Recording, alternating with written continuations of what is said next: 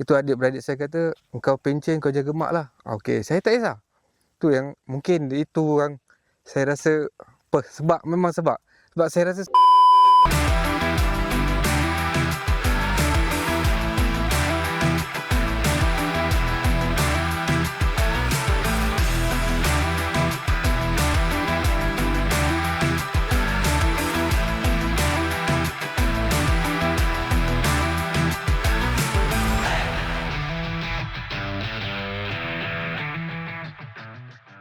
saya Khairul Anwar bin Johari, pesara ATM.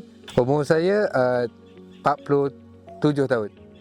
Saya berasal daripada Johor.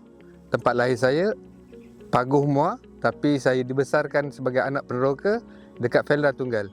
Sekarang saya menetap di Felda Tunggal.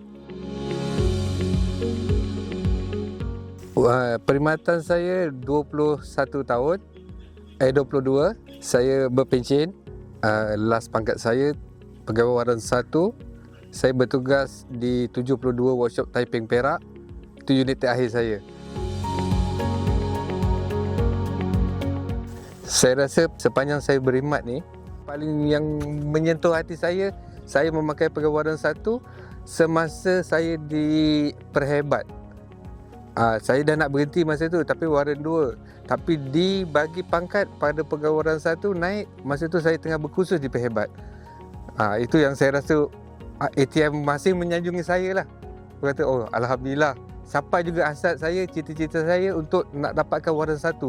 Tak semua orang dapat. Jadi saya salah seorang, saya rasa memang saya terharu sangat lah.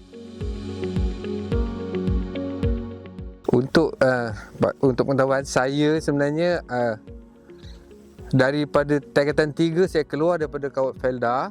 Saya masuk join ATM. Masa tu sekolah pertukaran perisa tentera. Dan saya terus keluar berkhidmat di seluruh negeri.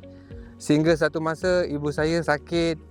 Dan saya kata dengan mak, nanti sungguh saya bersara tak lama dah, saya akan balik jaga mak.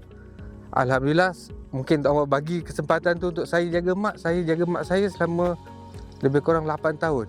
Ibu saya memerlukan penjagaan yang rapi lah, sebab dia stroke separuh badan, dia tak boleh bergerak. Itu adik-beradik saya kata, "Engkau pencen, kau jaga mak lah." Okey, saya tak kisah. Tu yang mungkin itu yang saya rasa apa, sebab saya rasa saya seorang dapat jaga mak saya. Pada mulanya saya habis je berkhidmat, saya terus balik ke kampung Felda saya. Lepas tu orang kampung tengok, dia ni ada potensi. Jadi dia lantik saya sebagai ketua blok. Jadi ketua blok ni dia bagi allowance. Allowance tak banyak pun, tapi untuk mentadbir blok dia bagilah sumbangan kepada kita. Saya berharapkan pada allowance tu lah. Berkenaan pencen saya, dalam masa yang sama saya buat kerja-kerja kampung. Keluarga semua masih ada lagi tak? Saya ibu je lah, tak ada. Ayah ada lagi. Saya punya ni target ayah saya lah. Tapi ayah saya kuat lagi. Itu yang dia kata, tak apa. Dia bagi peluang pada saya untuk berkhidmat di luar. Jadinya sekarang dia yang tinggal kat sana, isteri saya lah, dia uruskan anak saudara saja. Yang saya pergi kat sini, bila temburuga dia kata, okey, jaga ahli.